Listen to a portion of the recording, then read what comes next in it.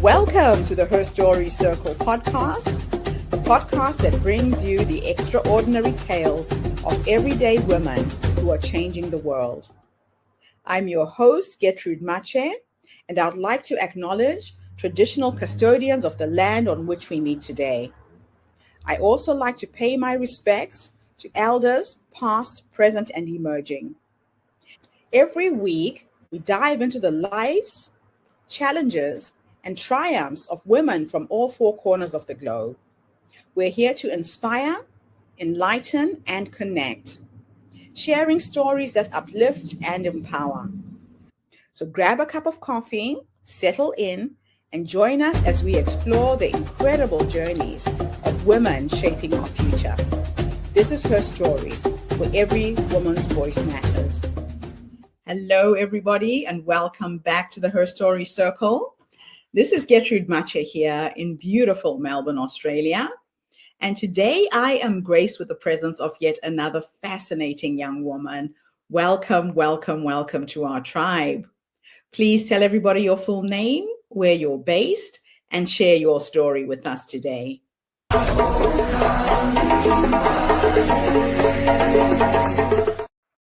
Thank you, Gertrude. My name's Samantha Straub, and I am based outside of Annapolis, Maryland, and it is an honor to be here on the Her Story podcast. And here goes my story. I am a parenting coach and a clinical counselor and a longtime educator, and here's what I know. Kids don't need perfect parents. They need steady, authentic ones. And I could say that I've come to this conclusion after a life's work supporting teenagers and their adults, which I have done. But if I'm being honest, this was a truth I learned during my childhood. And it would set me on a quest to heal myself and others, one that was fast-tracked a year ago by an unexpected conversation with a psychic medium. More on that in a moment. Therapists like me, we love our lunch hours. And I am no exception. Us helper types like to set down our day and after holding space for other people. And so picture a bunch of therapists at their lunch hour, lunch is out, staff and providers around, and someone mentions psychics. It just comes up in conversation. And I say, what even is a psychic? And instead of laughing, everyone actually starts answering, even though it was a really snarky question on my part. And suddenly our lunch table turns into this round robin of curiosity. And that could have been the end of it, but I am kind of pathologically curious. So I went home that night to my local library's online catalog, and I typed in, what is a psychic? And up comes this book called How to Rule the World from Your Couch by Laura Day. I checked it out and listened to it on my AirPods during my walk, and I started secretly practicing the exercises because I was secret because I didn't want my colleagues or my family to think I totally lost it because I was being really snarky about that psychic comment. Anyway, one section describes remote viewing, which is tuning into an image from afar when you're not there. And my 20-year-old son had lost his car keys the week earlier, a fact that did not seem to bother him in the slightest, but bothered me quite a lot. So I decided I'm going to use my newfound psychic powers to find these keys.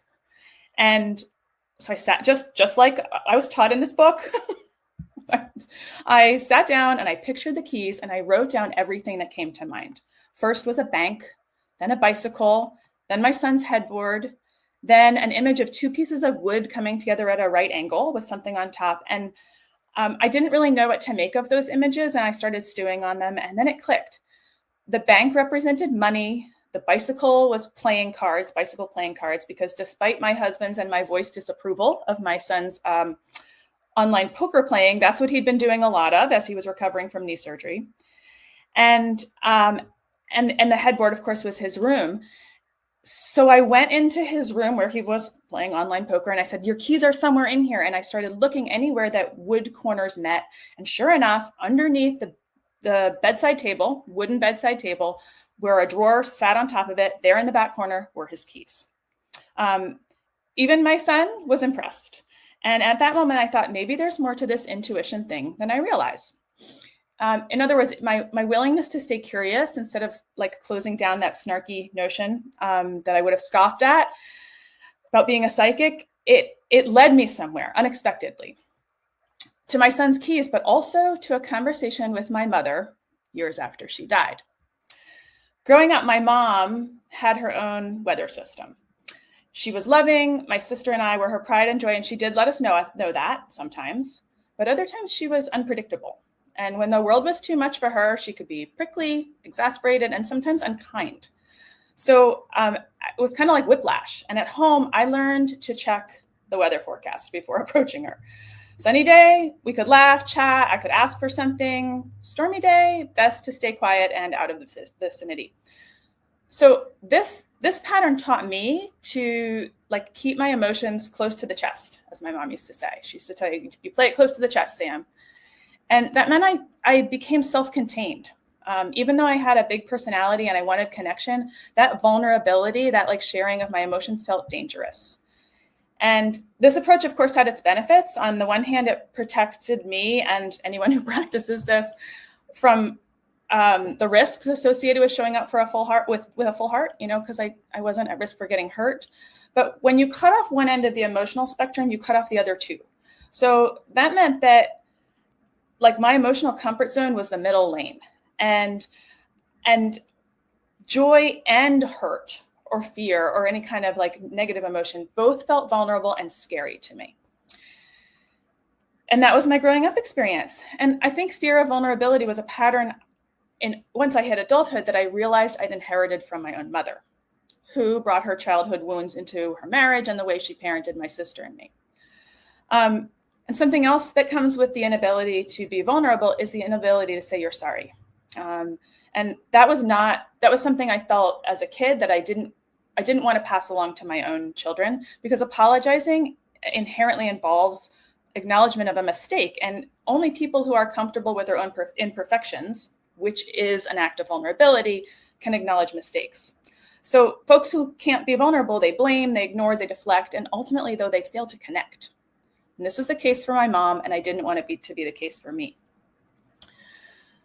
My mom died suddenly in COVID from a fall, and she and I had lots of unfinished business. I was still angry at her for her volatility and fragility and her mixed messages of love and exhaustion. And it's no coincidence probably that I became a teacher and a counselor and a parenting coach, because professionally I wanted to help other families avoid what mine couldn't fix, which was to stay connected when it was hard. And I also wanted to break that cycle with my own children.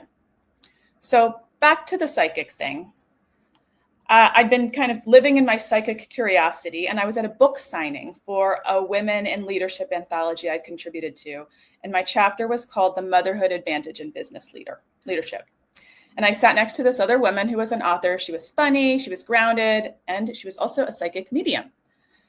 Not a carnival sideshow like I worried psychics were. Anyway, I instantly took a liking to her. And so I decided the next day, I'd already taken the day off work, and I said, some women book massages. I'm booking a reading with a psychic. And when I sat down with her, I said, I'm looking for some professional clarity, but also if my late mother shows up, I want to hear from her. Damn if she didn't show up. So the medium says, there's a woman here. She has a huge presence. She's bubbling over with pride and excitement for this conversation. But also it's like she's pushing back against the weight of the world. And in this way, she's small and burdened. And I was like, yep, that's the paradox of my mom. And there were other signs that this was definitely my mother, including the use of her huge vocabulary. My mother was an SAT word user, and that the medium at one point said she couldn't even understand what word my mother was using. She's like, is this even English? I don't understand it, but the word I'm going to use, said the medium, is mitzvah, or gift. And your mother's telling you that your life's work is a gift to yourself and so many other people, and she wants to be a part of it. She wants to be a gift to you, even though she knows that in life she wasn't always. And I can say that now without bursting into tears, but when I heard that, I had to reach for a box of tissues. And then the medium said this, or through the medium, my mom said this: you wanted to be a steady and dependable presence for your family, and I couldn't be that for you, but you figured it out. And that's why you became a teacher and a therapist and a coach, and you're helping other families do what I couldn't. So this was an apology I didn't know I'd been waiting for. And for decades, I carried anger. And in that moment, I felt forgiveness. She and I were both able to set stuff down, her guilt, my anger, and my mom had repaired a rupture that had started long ago. And what I now understand is that repair is an act of bravery and vulnerability. And vulnerability is terrifying when you've been hurt. But it's also the only thing that heals. And my mom couldn't do that in life because she carried her own pain. She grew up with a father who returned from World War II with trauma, a sister with severe mental illness, and her mom kind of lacked some emotional warmth. So my mom learned to survive by pleasing, not by being authentic. You know, she did her best, but sometimes best and enough are not the same. So that reading allowed us both to set everything down and allowed me to accept that she loved me, like imperfectly. And for the first time, I just wasn't angry, which was awesome. And I just missed her. Now, I wish I could say that experience of blending intuition, forgiveness, and curiosity that reshaped my work. But honestly, I'd been doing a lot of the reshaping myself for years. Because as my mom mentioned, I went into education and then counseling and parent coaching to heal, family wounds for others, but also my own, I think. So I did the scary work on myself. I went to therapy. I learned how to be comfortable with my own feelings, and I learned how to communicate. And as a parenting coach, that's what I help parents do now. I help them do in life what it took my mother after then me, a visit from the afterlife to repair. So that's my big story. That's sort of kind of where I come to this from. There's plenty more to it, but wow, Samantha, what a journey into the spiritual realm you have gone into. It's absolutely intriguing to see how this all unraveled and unpacked. And now, how do you describe yourself? Are you a skeptic turned believer? And what was it that really changed your perspective? I suppose, when it comes to spirituality, I would say I'm a skeptic turned student. So yes, I'm a believer, but that's just what I do with everything in my life, whether it's like prior to, I guess, the past year-ish, it had been studying how kids work, how learning works, how connections work, how humans work. This feels like a natural outgrowth. And I wouldn't say this is like the spiritual part is the ultimate message of who I am, but it's been a really cool awakening. And who knows, maybe that's what led me here. I just feel like the universe has a path, right? So a student, yeah, a believer. I would say a believer too. Yeah. I love it. So tell us the moment that you realized that your mother was speaking to you from the other side, what emotion surfaced for you? It's funny, I got a video of it. This was all done on Zoom, interestingly. And I look at the picture of my face and I'm bemused. That's the word. I have this oh my gosh, this is really my mother, because the way that this skeptic, I said skeptic, psychic, captured my mom. It was so true to form, because my mom was this bigger than life. But she was a tiny woman, bigger than life. She took up a lot of space in the room, and she took up a lot of space during this psychic reading. She hijacked it, and it was on brand. So I was kind of maybe this stuff is real. This is absolutely my mother. The psychic has no idea who she was, just channeling her beautifully.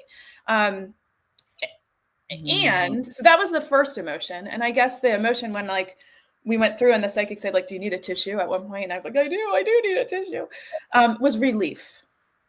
Okay. Yeah. Oh, that's so beautiful. So how did this spiritual experience transform your approach to parenting and relationships? I don't know if it transformed it so much as added a layer of understanding to it. Because what I believe is that growth happens within relationships. Yes. And I know that we humans need connection in order to take the kind of risks necessary to grow. And we feed off of the energy of others. Yeah. And I think that's something I've always known, learned through my professional paths. But now I think that what I'm coming to understand from these sort of spiritual experiences I've been having in the past year is that energy is actually real. It's not just a word, it's not just a feeling or a vibe. Like there's actually things beyond what we can know or fully understand that truly tie people together. Yeah, it's such an interesting awakening when you come to that realization. Because I think when we were talking, I told you and I have got a very similar story. Yes. With my mom died, and she came to me in a dream, and she was in the mirror. Instead of my reflection, it was her. And everything is energy, really, if you think about it. But you either refine that sense to tune into the energy or you don't. And for people who are very present and awake, I think this is what's happened to you. Now, when we were talking, you said to me, humor, love, and bravery are your 3 guiding values. Why those 3? Well, I think they're strengths of mine.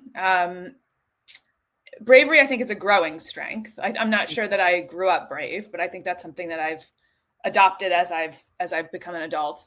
But humor and love, like I just can't do anything without them. Truly, I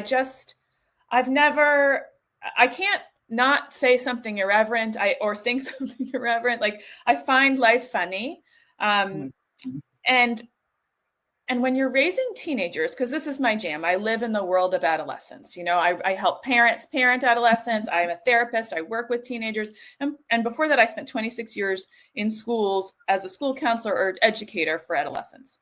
Right. Adolescence is absurd. I mean, it's a beautiful, wonderful, important time of life, but the way we all behave as adolescents is absurd. And if we can't find funny in that, I think that's right. So that's some of it. But also, these funny, awkward humans who drive parents bonkers and who, as a kid myself, I just remember the awkwardness of it. We need love. They need love. And that's at the root of it all. And as my story shared, I grew up unable to be brave with feelings because it wasn't safe to. Mm-hmm. Wow. So how do emotional boundaries formed in childhood shape how we love as adults and parents? Well, what we know about this is that the way we have learned to connect or not connect with our caregivers forms pathways in us that are prelingual, right? Mm-hmm. That they influence what we know in our cells to be safe or unsafe. Right. And we can learn new patterns for that. Yeah. But there's science behind that. It's called attachment. And so the way we learn to attach to our caregivers in infancy and in childhood, and then it influences how we relate to our significant others later. And then, of course, it all comes full circle when we become parents. Nothing throws your childhood into stark relief like becoming a mom or dad. Mm-hmm. And so it really does. If you stay unconscious to it, it tracks itself and it perpetuates. But if you choose to get curious and do the brave, loving work for yourself and for your family, you can rewrite the story. Yeah, that is so true. And you're right. It's about rewriting the story. You have that choice and that ability. Now, in your work with teens and parents, how do you help families rebuild trust and connection after years of distance or misunderstanding? Well, it depends.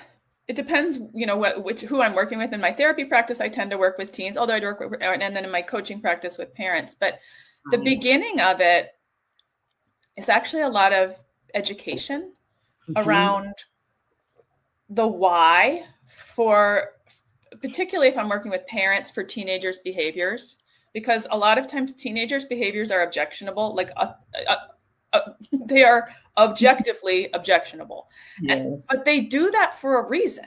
There are age-appropriate reasons for why they behave this way. Mm-hmm. And when parents can see that through like, oh, it's not because I'm raising a jerk, or, there's things that I either did do or didn't do that may have been causing this cycle. And if I change my behavior, the cycle can shift. Yes. That's the framework kind of I bring to my work with parents. Okay. And then with kids in therapy, I have to at least initially teach them to trust an adult, and that's me. And then, right, and only then can I then start, introducing, like, teaching the kid the same thing, that like, I just don't think parents and kids try to get into disconnection. I don't. It happens. And I've never met a family that wanted to be connected who got to a place of disconnection on purpose. Never. Yeah, that is so true. Now, you're blending therapy, spirituality, and intuition in your approach. How do you balance the mystical with the practical? Well, I'll tell you, the mystical really stays within me. I don't actually use a lot of that with my clients. This is new to me. It's not something I feel like I'm an expert in. Like I said, I feel like I'm a student. So with my clients, it's a lot of, like, I use it with intuition to kind of discern where to go next with a client. But with my clients, I actually have frameworks that I use. I have courses that I've recorded that I share with them, on things like attachment, which I referred to here, or motivational interviewing, which is a really wonderful way to interact with. It's a dignified way to interact with kids, especially teens who are looking for independence but need guidance. And so I teach skills. I teach practical skills within the framework of whatever my client's mission is. Right. And the intuition stays with me at the, like, how I connect with the person I'm working with level. Oh, I love that. Yeah, that's really beautiful. I love the way you say that I'm still a student. So you're constantly evolving yourself. Now, what does listening beyond logic mean in the context of family life? Well, if you think of intuition as something that's beyond logic, to listen to our family members with our full hearts, because that is required for intuition, and our full body, that is the gift of presence. And when we can offer that to our family members, that is the foundation on which connection is built.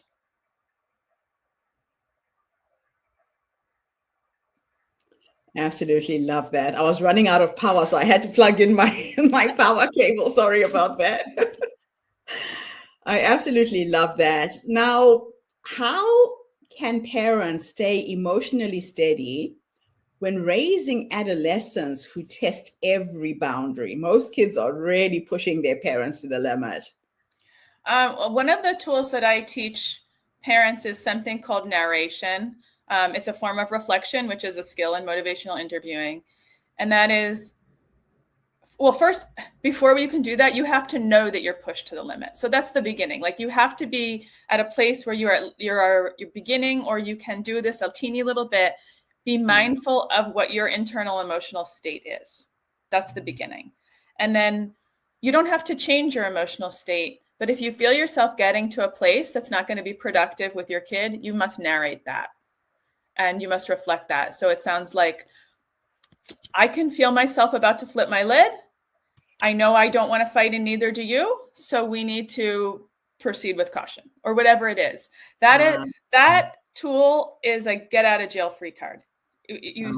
But you can't say, I'm flipping my lid. Like, you can't do that in an activated way. You have to do that in a regulated way, even if you are feeling dysregulated from inside. That is a tough thing to do as a human, but it's a necessary skill for steady parenting. Yeah. So what role does humor play in healing, especially during conflict or grief? Well, I feel like humor is a heart first emotion, and sometimes we get so mired in conflict that we can't step back and say, like, are we really arguing about this? Like, is this really what it's about? And I don't know. I find like a well-timed laugh, or this is a tough one. Like, humor is something I'm always ready to bring in, but I never would use humor about a situation that the person across from me cared deeply about. And I would never use it at a person, nor would I ever use it to be sarcastic during a conflict, right? So I find these are things that are like good to have at the ready, like, because we lose touch with them during times of deep, heavy emotion. But they are not usually what we lead with. So I feel like if we could just have them like circling the sidelines and bring them in when the moment, like they're almost like a guest star, like if we can like bring them on stage when the improv calls for it. I think it can shift us out of sort of tough emotional circumstances. Right. I love it. That is so, so true. Now, you mentioned that your mother's message became a gift to your work. How do you carry her presence into your daily life and coaching now? I think what I know, again, this is from that psychic visit, I now know that she knew all along that she wasn't delivering. Like that there was more that there was a better way to be, and she couldn't pull it off in life. And I've always, like, my clients always say, Sam will help without judgment. But like, if I needed proof that's a philosophy worth embracing, that conversation with my late mother was significant proof. Oh, right. I love that. What other proof did you need? Right. Now, let's go back with my last two questions. They're a bit of a thought experiment. In the first, I'm going to teleport you into the past, to that younger woman, the skeptic, just in case there's somebody who's very skeptical about spirituality right now. If you could go back and give her 3 nuggets of wisdom based on what life has taught you up until this point, what would your 3 nuggets of wisdom be? One would be practice open-hearted living. It's hard, it's scary, but life is so much more vibrant when you can do that. And if there are so that would be 1. 2, if there are barriers to your being able to practice open-hearted living, do your damnedest to break them down. Those will also be scary. And 3, cultivate relationships with the people you love. Don't let them, don't keep them at arm's length, because it's too scary for you to connect. I love that. Yeah, you have to make an effort. Sometimes it's tricky, but you have to put in the time and make an effort. My next question for you is futuristic. And I'm going to teleport you into the future this time. And we are going to go and sit with a 90-year-old you. And she's sitting in her rocking chair, surrounded by her children, her grandchildren, great-grandchildren, whoever's with you at the end. Or maybe you're on a dance floor with science and technology, you'll be on your feet, right? If we could go and meet this wise woman who has led you up until this point, what will you say to her when you finally meet her? What will I say to my 90-year-old me? Oh, it's going to make me cry. Thank you. Thank you for guiding me on this wild and wonderful life. I love that. The reason why I love asking women this question, Samantha, is a lot of women don't even realize that the wise woman is already in us, right? That she is that quiet voice that whispers and says, go left, go right, say yes, say no. But a lot of times we look outside of ourselves for answers. We don't go within. Yet the wisdom, you were born with this. You just woke up to it at a certain point in your life. But every woman has got this. True. So I really Thank you for coming online and reminding all of us to go inwards and tune into that energy of who we are becoming. Right. The wise woman is already here. So I have a little game that I play. Sometimes when I get confused, I'm stuck, I don't know what my next step should be, I go into my meditation and prayer, and I go to sleep with a question. And I ask myself, I ask her, so what is the next step? And I sleep on that. And then I'm in the shower the next morning and I have those light bulb moments where something just drops from the ether straight into my brain. I know exactly what my next step should be so I can execute whatever project I'm working on. Or I talk to other people during the day and it's like a jigsaw puzzle. This person will bring me a piece to the puzzle. This one will say something. By the end of the day, the end of the week, it all kind of comes together. So you are helping and supporting parents and teenagers. I've got your website scrolling at the bottom of the screen. Is there something I should have asked you and I didn't?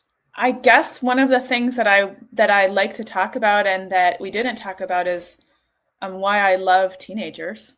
And that is because they're these spicy advocates, activists in flux. They are like, I don't know, I look at teenagers and I think like they are at the end of my podcast, my co-host and I always say, thank you for raising the next generation of world changers, because that's how I look at teenagers. They are like, that's who has the world in their hands. And if you are raising a teenager and you're listening to this and you needed that reminder, I hope that helps. Absolutely beautiful. Samantha, thank you so much for coming online and sharing your story with us today. I think you've empowered a lot of parents and a lot of teenagers in understanding the world of parenting. So we do what we do with the knowledge that we have. You know, same thing with your mom. She knew she wasn't quite doing it right, but that was the knowledge that she had at that time. Right. And I really love the fact that you have reconciled in the afterlife after she's passed and you understand her more than you did when you were younger. That's a really beautiful thing to see as well. Thank you. Gertrude, thank you for hosting for this wonderful program. It's been an honor to be a guest. And thank you to everybody who tuned in. The Her Story Circle is not just a podcast. We're a social impact movement that brings you the stories and voices of women from all over the world. We share our stories to uplift you, to inspire you, to energize you, but most importantly, to help take you from where you are now to where you're trying to go. So if you are a parent who is struggling with your teenagers or you know someone who is, please share this podcast with them. Spread it throughout the internet. Here's an expert that can make it easy for you to navigate this space. Don't try and do it alone. I'll be back again tomorrow, everybody, with yet another amazing guest. In the meantime, have a fantastic day, morning, or evening, wherever you are in the world. And Samantha, thanks again for the interview. My pleasure. Bye for now, everybody. Thank you for tuning into the Her Story Circle podcast. I hope today's story has inspired you to believe in the power of our stories and the difference you can make in the world when you use your voice. I'm Gertrude Mache, and it's been an honor to share this space with you, where voices from all walks of life come together to weave a rich tapestry of diverse perspectives. Don't forget to subscribe, rate, and review our podcast to help us share these stories with more listeners. Follow us on social media by looking for the Her Story Circle podcast for more updates. And join us tomorrow for another episode filled with courage, resilience, and empowerment. Remember, your story matters, and together we're building a stronger, more inclusive world. Until next time, keep making her story.